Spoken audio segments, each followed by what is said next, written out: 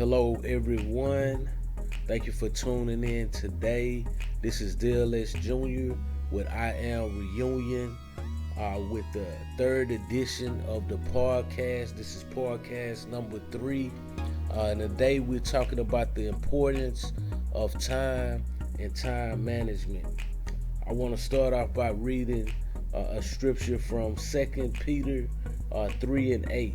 It say, "But beloved, be not ignorant of this one thing, that one day is with the Lord as 1,000 years, and 1,000 years as one day." Now, we know the facts that God does not live by time. Actually, God lives outside of time, But today we're talking about the importance of time. And what is time? Time is the indefinite continued process of existence and events in the past, present, and the future regarding as a whole. Me personally, my thoughts on time is that I believe that if a person don't value time, that they don't value life, because time began at creation and becomes the agency through which God continues to unveil his divine purpose for us. God have a purpose for us, and every day count. And I tell everybody now that we need all hands on deck to get our purpose out to the world. And our purpose is to go into the world and tell people about Jesus Christ and how he gave his life that we may have life and more abundantly. And through his blood, that our sins are covered, and by his stripes we are healed. Today we're talking about the importance of time and time management. Humanity is limited by time in the cycle of birth, life, and death. Every person bears the mark of time in the aging process and ultimately dead. This is the time of salvation because it is the present. So today, it's the present for us to make it right with God, tell people about God, and understand that this is the time of our salvation. In Hosea 10:12, it says, "It's time to seek the Lord." What does that mean? It's time to seek the Lord. Like, I believe every day that we live on earth, it's time to seek the Lord. It's time to get right. It's time to refresh ourselves.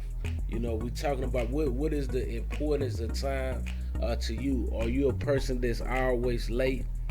Or are you always on time? Or are you always in time? What are you? Me personally, I try to be on time, and I think about events, even events recently in my life. Somebody was coming to look at a car that I was selling, and what happened was they was about maybe 15 minutes late. So they called me, they say that they have arrived, and what happened, the freeway where the car was located, it was a oversized load that was actually blocking the access to a road. So what would normally took me 5 minutes to get to meet them, it took me 15 minutes. So that is the importance of time and time management and doing our best to be on time, because if we late, it could cause other events to be late as well. Some people say I was late, my day started off late, now their whole day is late or thrown off. So I'm telling you the importance of time management. So today also I would like to give everyone some tips about time management, because it's such a important thing, because this is what God has given us. God has given us time as a currency, and time is a currency. You go to work every day, you get paid so much an hour. Even if you're on salary, if you divide the time that you spend at work on an hourly basis, that's your time. You exchanging time for dollars. You're exchanging time for dollars. So we have to be mindful of time. Just think about this. If you was an employer, and you had an employee that didn't come in on time every day, would they still be an employee? Is it okay? Is it cool? To come in late? Is it cool in your company? So if it's not cool in your company, why would you think it's cool in somebody else's company? So let's think about that. Let's think about the importance of time and time management. The first tip that I believe that would help most people out is delegated tasks. Like as a boss, a supervisor, or as a family person, you have to delegate certain things. Just say if you got a household, you got a couple kids, maybe one of them take out the trash, maybe one of them do dishes, or other tasks. As a family, we need all hands on deck. So it's important that the head of the family, whether male or female, depending on the family structure, just go ahead and delegate some tasks. This is what needs to be done. I need you to do this. I'm gonna do this, and the other family member is gonna do this. So all that working together, that's delegating tasks. It is common for all of us to take on more tasks than we are capable of completing. This can often result in stress and burnout. Like taking on too much. Like I think it's best to go ahead and delegate to the family member or the team members of the office. Then just going off on them when you burnt out. Sometimes we get burnt out and just, well, why you ain't do this? Well, you didn't delegate it to me to do that. Because some people, they only gonna do what you tell them to do. They're not gonna put it on themselves to take out the trash. They're not gonna do that. Maybe it's laziness, maybe it's selfishness, maybe they just don't care. Whatever the reason is, that's why delegation is a process. Okay, delegation does not mean you are running away from your responsibilities, but are instead learning proper management of your time, or of your tasks. So, delegate somebody, like, if it's 3 people in the house, 4 people in the house, if we need to clean up the house, maybe it would have took you, 40 minutes to clean up. But since it's 4 people, y'all can clean the whole house up in 10 minutes. That's the delegation process. So I go to the next tip, which is prioritize work. Before the start of the day, make a list of tasks that need your immediate attention. Unimportant tasks can consume much of your precious time, and we tend to offer these too much of our energy because they are easy or less stressful. So basically, like, if I want to just say I want to organize my pantry, that may not be something that I need to do today. Maybe I need to buy some groceries for the pantry. That may take importance of organizing it. So what we want to do, we want to set time later to organize it, or we might want to organize it over a period of time.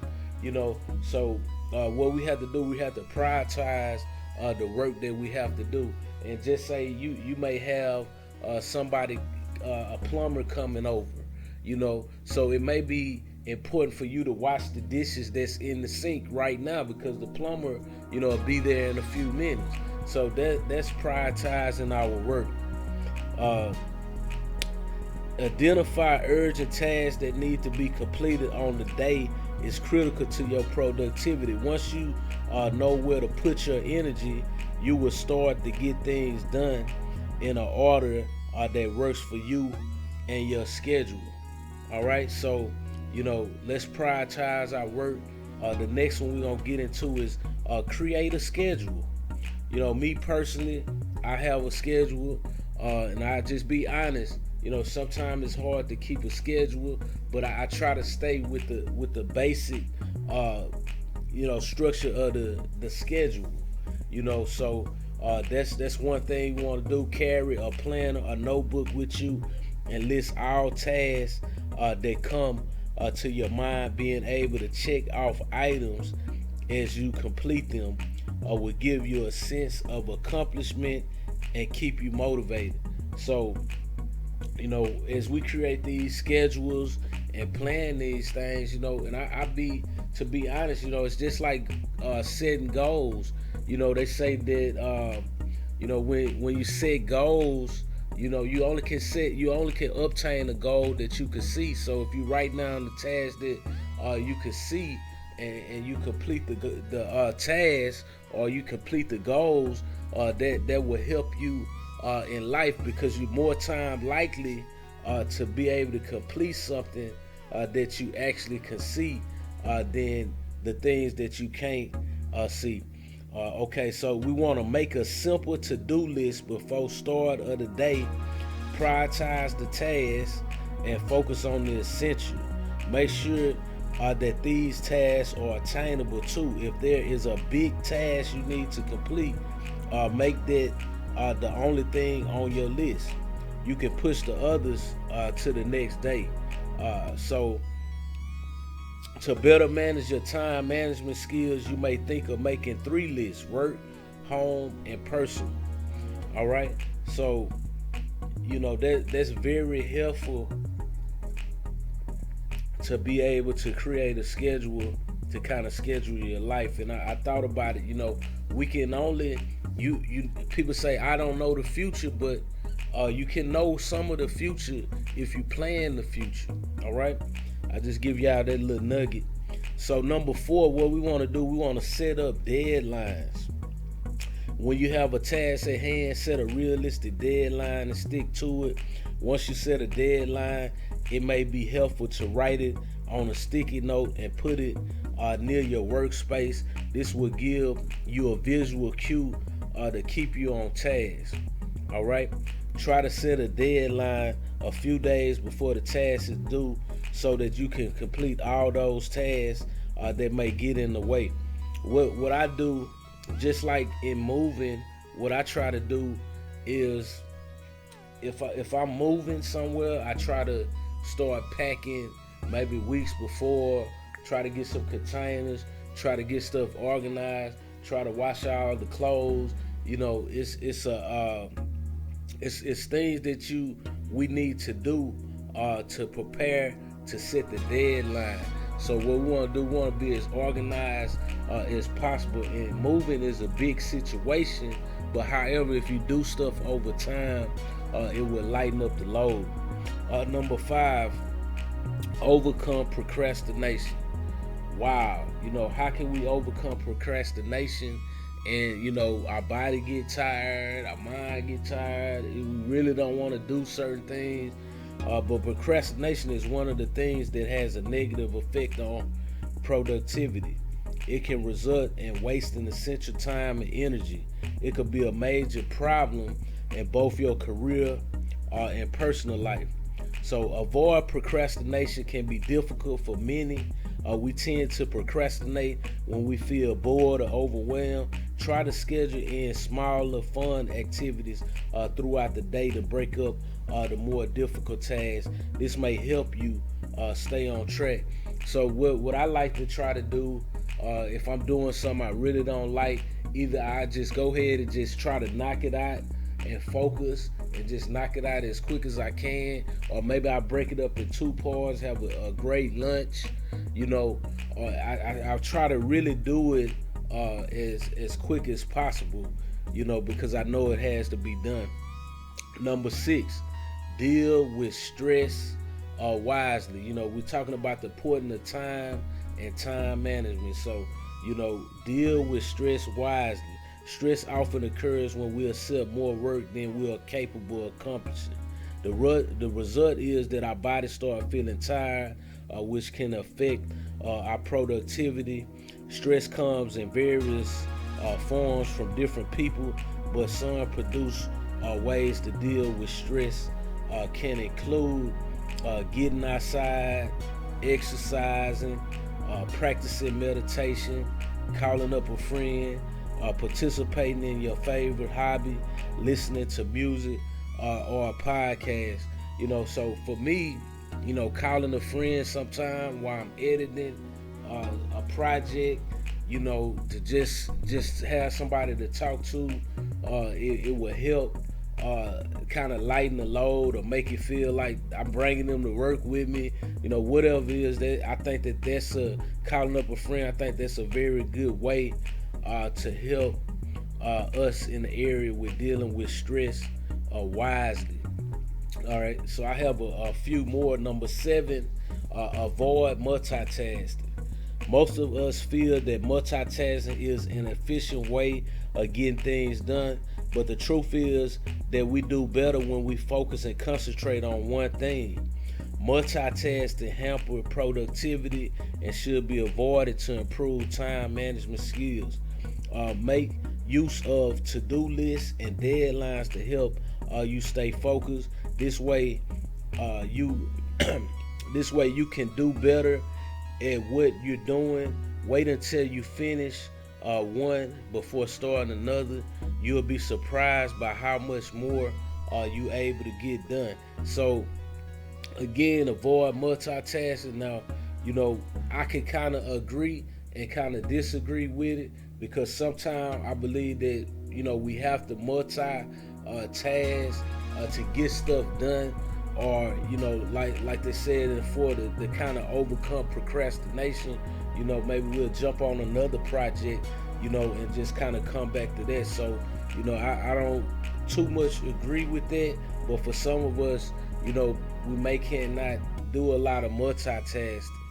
All right, so number 8 is start early. Wow, now this is good. I woke up at about 4 something in the morning, and I kind of started working on this. So I can agree with the start early. Most successful people have one thing in common: they start their day early, as it gives them time to sit, think, and plan their day. Man, I agree with that. 4 in the morning, 5 in the morning, you like, man, I really got 2-3 hours before my day really starts. So maybe it's a pre-day. So it's kind of giving you a start early. It's kind of giving us a pre-day, if that's a word. If it's not, I'm gonna make it up because I'm a doctor. Okay, pre-day. When you get up early, you are more calm, creative, and clear-headed. As the day progresses, your energy levels start going down, which affects your productivity, motivation, and focus. If you're not a morning person, you can just try waking up 30 minutes earlier than your normal time. You'll be amazed by how much you can get done in that bit of time. If you don't want to use it to work, use it to do a bit of exercise or eat a healthy breakfast. This kind of routine will also contribute to your productivity during the day. By goal setting, you're cutting down the time you need to think about where you're headed. All right, so we're talking about the importance of time and time management. I agree with the starting early. You start early, you it's like you got 2 days instead of 1, in my opinion. And number 9 is take regular breaks. Whenever you find yourself feeling tired and stressed, take a break for 10 to 15 minutes. Too much stress can take a toll on your body and affect your productivity. I agree, take regular breaks. If you could take a nap, like sometimes you be so exhausted, man, just even a 5-10 minute nap, will help, So, and even better, schedule your break time. It helps you to relax and get back to work with energy again later. If you know a break is coming, you'll likely be able to overcome boredom or a lack of motivation to push through the task at hand. Take a walk, listen to some music, or do some quick stretches. The best idea is to take a break from work completely and spend time with your family and friends.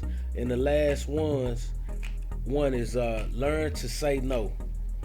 Politely refuse to accept additional tasks if you think that you're already overloaded with work. Take a look at your to-do list before agreeing to take on extra work. So I agree to the learn to say no, whether it's the family, friends, relatives. Sometimes like, look, I can't do that. After work, I'm gonna be tired. Sorry, And I think that's the best way to deal with it than being mad or compromising your time or kind of conflicting with your schedule. Many people worry that saying no will make them look selfish, but the truth is saying no is one of the best ways to take care of yourself and your time. When you take care of this, you'll find you have more energy to devote to the important things which the people around you will ultimately appreciate. So when you get clear about what's on your plate, you'll be more focused and get more done in less time. Now I agree, learn to say no. Sometimes, if we say no, it really we have to guard our time, because just say you wake up without a schedule, you get a phone call from somebody, and maybe you did have something to do and you was getting it together. They say, well, hey, can you take me here? At 10 o'clock, it's 8:30, so now you gotta hurry, scurry, and get yourself together. And then so you pick them up at 10, take them where they going, and then next thing you know, you with them the whole day, driving in places, all kind of weird stuff. And then you saying to yourself, are they gonna give me gas money? You know what I'm saying? They got me driving everywhere.